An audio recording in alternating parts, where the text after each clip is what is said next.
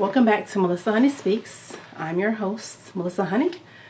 Today we'll be talking about the 4 things that you want to do. My top 4 things that I would recommend if you want to cultivate your divine feminine. So there are many ways to cultivate your divine feminine energy. However, I'm going to be talking about my 4 favorite, or the 4 things I think that you need to do to cultivate that.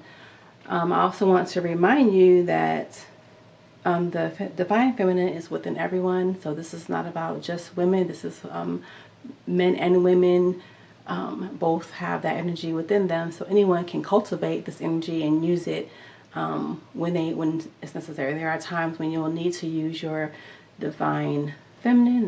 There are times when you'll need to use your masculine energy, and there are times when there needs to be in balance so that you can navigate this world. So I'm going to be talking about the 4 top things just you want to do to create or cultivate your divine feminine. So I'm going to start. The first thing you want to do to cultivate your divine feminine is to nurture yourself. Being kind to yourself, mothering yourself, just overall being sweet to yourself, giving to yourself like you would like self-love, love yourself, doing things that to take care of you, like mothering, soothing yourself. All those things are about nurturing the goddess within you, or nurturing the feminine in you, whatever that is for you, whatever nurture means to you, and nurturing something like how you would grow a plant, nurturing a plant, nurturing yourself as a human, as a love energy. Number 2 is doing your inner work. So inner work is like shadow work, or understanding your triggers, understanding your traumas and where they come from, and doing the work to move beyond those things. So it's the inner work of meditation, the inner work of writing down those things that are triggering you, those things that come up when maybe you're having an argument, or the things that come up when you're with your family, those things that you remember, those hurts, digging those out and really soothing those is doing that inner work and your shadow work. We all need it when you're creating your divine feminine, because the divine feminine is so fluid that you want to make sure that any of those obstacles that get in your way, you are soothing those and smoothing those out by doing your inner work and your shadow work, so that you can understand who you are and what you're looking for in life. So the third thing is creativity.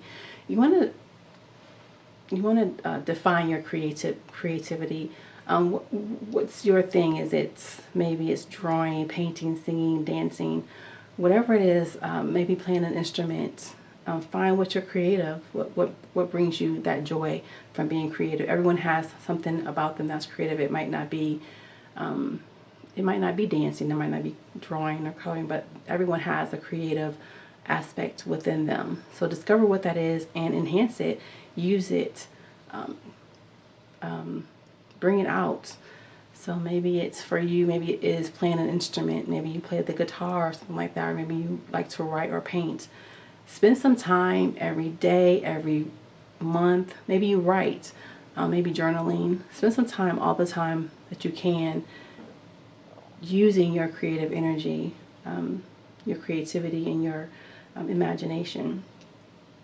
So that's part of really bringing out the feminine, because she's creative. She is using the side of her brain that is more creative and not as task-oriented.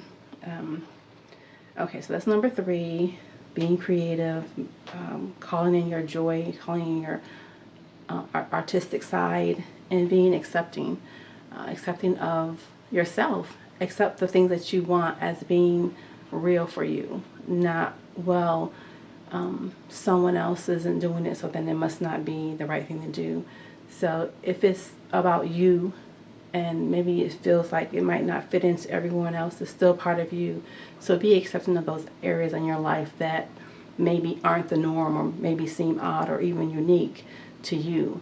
accepting those things about yourself and really, really using that in your creativity. Okay. And number 4 is be expansive.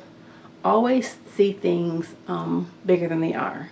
Thinking big, always looking on the brighter side of things and being optimistic. When you're being expansive and when you're creating your divine feminine energy, you want to make sure that you are definitely thinking big. There isn't anything, everything can be yours. Everything in the universe is massive, so there are no limitations. You don't want to be in a lack mindset. You really want to think bigger, and think about, even sometimes when I'm thinking about thinking big, it's really sometimes about even lifting your eyes up so that you see more than just what's in front of you, but maybe expansively out there. So you want to be looking at the bigger picture all the time. You might see one little thing and think, you know what, how can this be bigger? How can it be more? Or what's beyond this? And always seeing your goals working out, seeing the strategy for your goals, setting your goals, and then seeing the strategy of how those can be done. That's being more expansive.